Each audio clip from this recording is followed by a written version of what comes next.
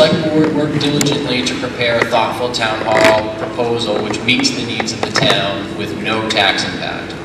And as I stated, this proposal includes both Article 4 and Article 5, which I'll get into further in a minute. So just real quickly, the quick facts of this proposal.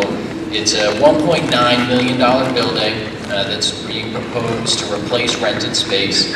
It's comprised of two articles, a bond, which needs 60% approval, similar to the library bond, and a capital reserve from fund balance, which needs 50% approval. And this is important. Both articles must pass for this project to proceed. So the building will be less than 10,000 square feet, and that's based on an updated space needs analysis. It will be located on 6 acres of free land, or to the cost of the town for $1, that will be easy to develop. This is along 125, about a quarter mile north of the current town hall. And most importantly, this proposal is structured in a way to have no tax impact. And so essentially it uses money that the town has saved and is available, which is Article 5, and a loan, which is Article 4. And the repayments for that loan are structured to equal the money the town is spending right now renting the space that we have. So now I'll just provide a few more specific details. So the current town hall has been rented space since August of 2011. Currently the town is in a month-to-month lease in that building. We pay about $65,000 per year in rent, off-site storage, and taxes. And since 2011, since the town's been in that building, we've spent $411,000 renting that space.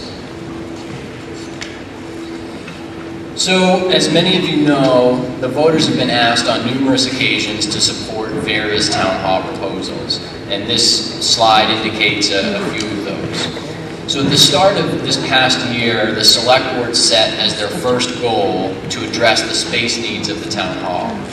And moving forward from the previous failed attempts, the Select Board worked diligently to develop a cost-effective, design-build approach to building the town a new town hall. And again, most importantly, they've done it in a way that proposes a town hall that's fully funded with no tax impact. So as for the location, so over the summer, the town was offered a 6-acre lot along 125 by a developer. As you can see here.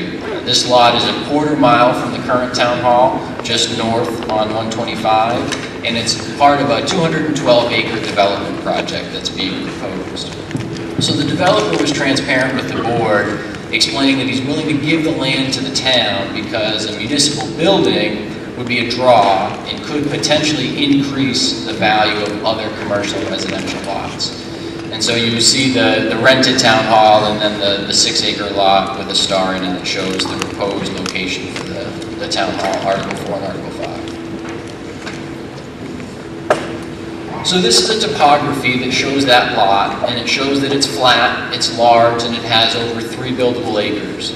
So unlike some other town-owned land, this lot would be cost-effective to develop given the terrain and other limited constraints. The constraints that might exist on other town-owned land. So this is a conceptual rendering of that same lot. So the purpose of this, it just goes to show a 10,000 square foot building, how much space would that take up on the lot? And the important thing to keep in mind that there would be plenty of room on this lot for additional municipal buildings in the future. And the outline of another 10,000 square foot building can be seen on the conceptual rendering. Just beside the conceptual rendering of the town hall. So further discussing the plan, aside from having no tax impact, this proposal is most different from previous town hall attempts because it's a design-build proposal. And so this is a popular, cost-effective approach to building municipal infrastructure by hiring one company for the entire process from design through construction. The town has previously spent on those attempts over $300,000 on architectural plans and designs for a town hall.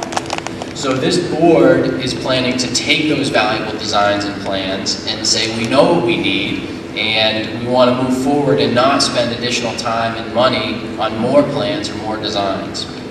And so when the select board conducts a qualification-based selection process, they will communicate our needs based on all of that information and our budget based on the vote of the town, and companies will return proposals that meet those constraints.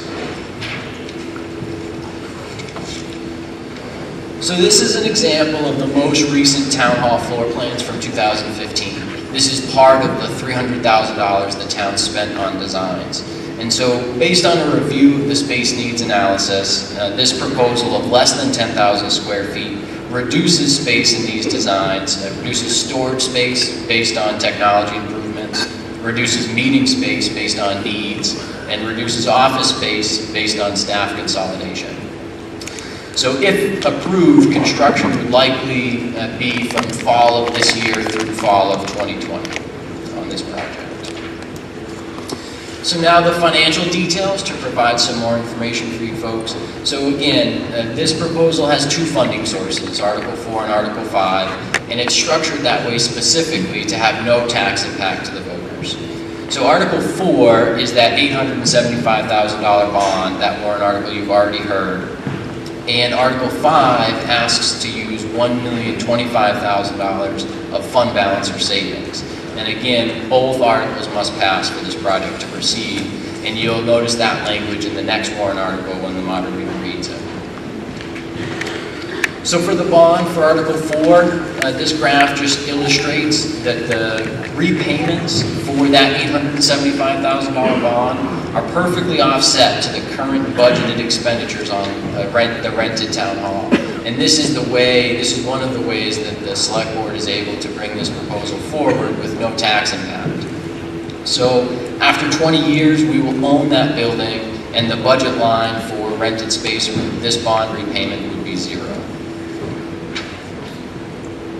So now Article 5, in simple terms, it takes $1,025,000 from money that the town has saved while still leaving a responsible amount of savings in that account.